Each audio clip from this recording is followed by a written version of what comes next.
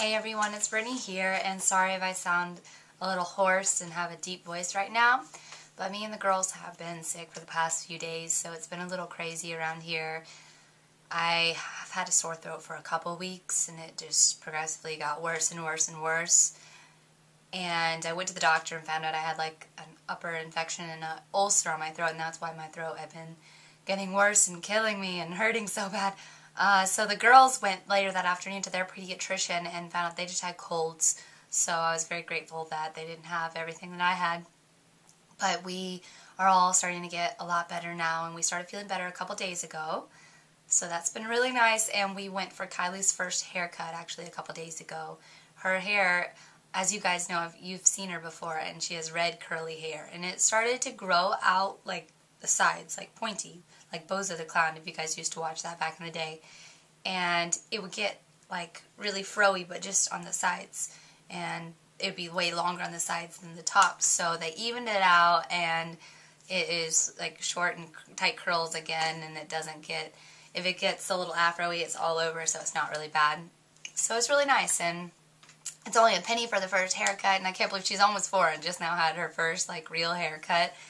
It's hilarious. And I think Kinley's going to have more hair than her by the time Kinley's like 1. And her hair is starting to get so thick already, and she's only 7 months old. So I'm just ready for both the girls to have long hair so I can do fun things to it and fix it. And Jason didn't know that Kylie was getting her first haircut, so I can't wait to tell him about it and for him to see the pictures whenever I'm able to talk to him again. I'm excited for that, and we only have just a few weeks left before this deployment is over. It's getting so close, and I'm starting to get really anxious. When it gets near the end, around this time, I start to get anxious and think about what am I going to wear, and how do I want to look that day. Oh my goodness, I need to start working out hardcore so I can look really good when I see him for the first time. You know, he's been working his hiney off over there and eating healthy and everything like that to look really good, and I can't wait to see him and what he looks like.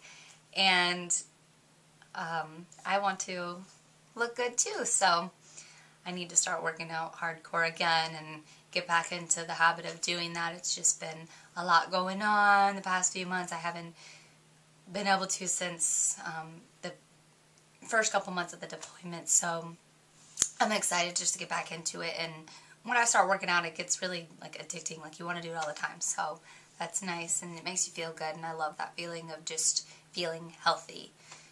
So yeah, and I'm just sad to be leaving you guys soon.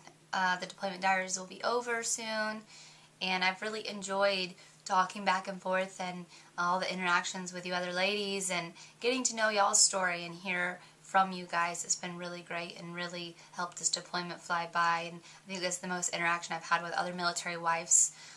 I usually tend to stay away from a ton of military wives just because of the drama it can cause and stuff like that.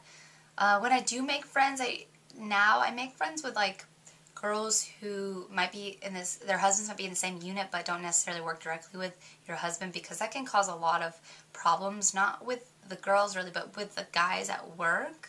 I don't know, it's very complicated, but it can cause a lot of issues. So I always say to make friends with like your neighbors and with people in other units or people in the same unit but not who work directly with your husband, because it can cause issues if like ranks are different and all sorts of stuff. So yeah, that's just my advice on that. I think that's the best way to do it, to still have military wives as good friends, but ones who don't have husbands just directly working with yours. But I want to take you guys on an adventure next week with me and my 2 little girls and go to this really cool place that we really like to go to. We've only been to once since we've been here at my parents' house this deployment. So stay tuned for next week, and you guys can come along with us. Alright, see you guys later.